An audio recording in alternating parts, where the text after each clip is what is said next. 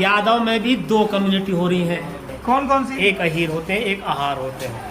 एक अहीर और एक आहार। तो 12 गांव किसके हैं? आहारों के जी। जय श्री कृष्णा साथियों, स्वागत है आपके अपने चैनल यादव सरकार में।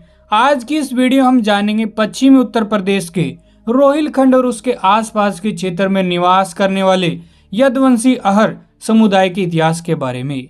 यदि आपको इतिहास से जुड़ी ऐसी ही शोधपरक वीडियो पसंद आती है तो वीडियो को लाइक करें, चैनल को सब्सक्राइब करें और कमेंट में अपने सुझाव जरूर दें। तो आइए बिना किसी देरी के वीडियो शुरू करते हैं। क्या अहीर और अहर एक ही है? सबसे पहले सबसे महत्वपूर्ण प्रश्न, क्या अहीर और अहर अलग अलग जातियां है? इतिहासकार और स्थानीय परंपराओं के अनुसार अहर शब्द अहीर का ही क्षेत्रीय उपभ्रम स्वरूप माना जाता है। जैसे गुजरात में अहीरों को आयर, हरियाणा में अहीरवाटी बोली में हीर कहा जाता है, उसी प्रकार रोहिलखंड और पश्चिमी उत्तर प्रदेश की खड़ी बोली में अहीरों को अहर कहा जाने लगा। यानी कि अहर कोई अलग जाति नहीं बल्कि यदुवंशी अहीरों की एक क्षेत्रीय शाखा या स्थानीय नाम है। उत्पत्ति और प्रवास। यदुवंशी अहर स्वयं को भगवान श्री कृष्ण जी का वंशज तथा यदुवंशी क्षत्रिय मानते थे। रोहिलखंड का बड़ा भाग कभी अहरवाड़ा अथवा अहरात के नाम से परिचित था, क्योंकि यहाँ अहीरों का व्यापक प्रभाव था। स्थानीय परंपराओं के अनुसार प्राचीन काल में यह क्षेत्र एक अहीर राज्य का हिस्सा माना जाता था तथा अहीर क्षेत्र को प्राचीन अहीर शाखाओं से जोड़कर देखा जाता है। समय समय पर अहरों के अनेक कुल पश्चिम भारत के विभिन्न क्षेत्रों से रोहिलखंड पहुंचे। उदाहरण के लिए बिरावटी राज के बिदारिया गोत्र के अहर प्रमुख मुगल साम्राज्य के पतन के समय अहिरवाल के हासी हिसार क्षेत्र से बदायूं आए। ऐतिहासिक दस्तावेजों में 10वीं सदी में बदायूं नगर की स्थापना एक अहर राजकुमार द्वारा किए जाने का भी उल्लेख मिलता है। श्योंद्रा राज के खोदरे गोत्र के जागीरदारों के विषय में कहा जाता है कि वे काठियावाड़ से हरियाणा और मुगल बादशाह से 350 गांव की जागीर का सनद प्राप्त कर वह मुरादाबाद पहुंचे।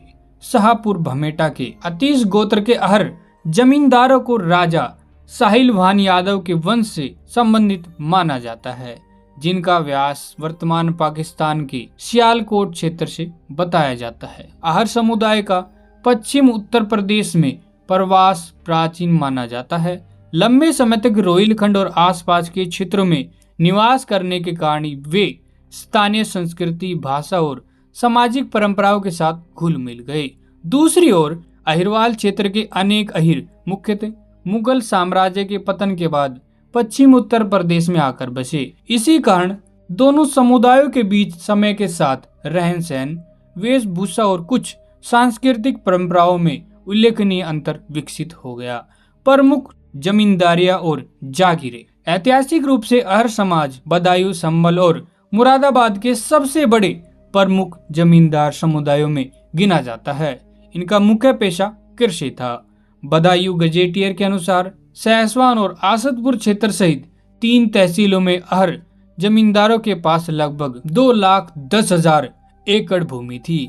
इन्हीं प्रसिद्ध घरानों और जमींदारों में प्रमुख है बिरावटी राज, जिनके अंतर्गत बदायूं क्षेत्र में कई जंगल नुमा परगने थे।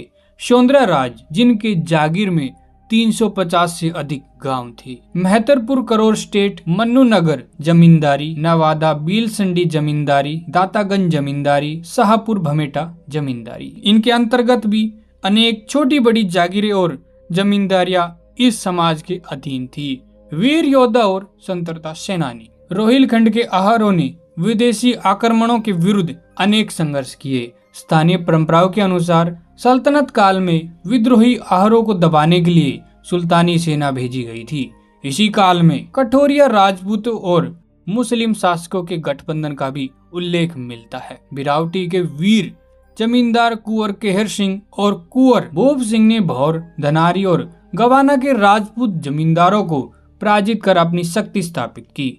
1857 की क्रांति में रोहिलखंड में शक्ति स्थापित करने रोहिला नवाब और अहर राजाओं के मध्य भयंकर रक्तपात हुआ।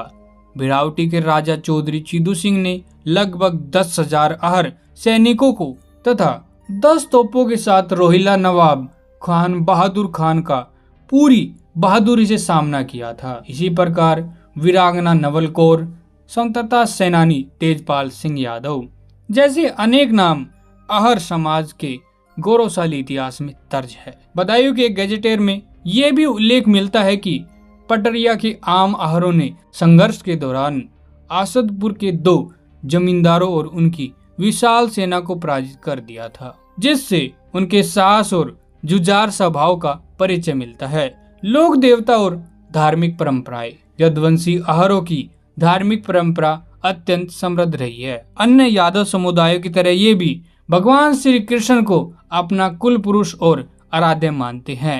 इनमें वैष्णव और शैव दोनों परंपराओं का प्रभाव दिखाई देता है। साथ ही शक्ति उपासना की भी प्राचीन परंपरा रही है, जिसमें विशेष रूप से मां केला कंकाली की पूजा की जाती है। आहर समाज के अनेक लोक देवता भी प्रसिद्ध है, जिसमें यदुवंशी आहर कुल में ही जन्मे पचोता धाम के लाला जय सिंह महाराज में देवीदास महाराज का विशेष सम्मान किया जाता है। आज भी दूर दूर से श्रद्धालु इन सतलों पर आशीर्वाद लेने पहुंचते हैं। प्रमुख गोत्र। यदुवंशी आहर समाज में अनेक गोत्र पाए जाते हैं और समान गोत्र में विवाह वर्जित माना जाता है। इनमें कुछ प्रमुख गोत्र कोकचे, अतीश, बिदारिया, बकिया, भट्टी, खोदरे, कोलिहार, निर्वाण, रावत, रोहन आदि। राजनीति में योगदान। आधुनिक राजनीति में भी आहर समाज ने अपनी पहचान बनाई है। पश्चिमी उत्तर प्रदेश के चर्चित नेता धर्मपाल यादव, डीपी यादव इस समाज का प्रमुख नाम माने जाते हैं। इसके अतिरिक्त बदायूं के कद्दावर नेता नरेश प्रताप यादव भी आहर समाज के प्रमुख राजनीतिक व्यक्तित्वों में गिने जाते हैं। तो साथियों, आज की इस वीडियो में हमने जाना कि आहर पश्चिम उत्तर प्रदेश के यदुवंशी अहीरों की एक प्रसिद्ध क्षेत्रीय शाखा है। इनका इतिहास केवल कृषि तक सीमित नहीं रहा, बल्कि इन्होंने जमींदारियां स्थापित की, युद्ध लड़े, स्वतंत्रता संग्राम में योगदान दिया और अपनी समृद्ध धार्मिक एवं सांस्कृतिक परंपराओं को भी जीवित रखा। यदि आपको ये जानकारी उपयोगी लगी हो तो वीडियो को लाइक करें, अपने मित्रों के साथ साझा करें और चैनल यादव सरकार को सब्सक्राइब करना न भूलें। जय श्री कृष्णा, जय यदुवंशी।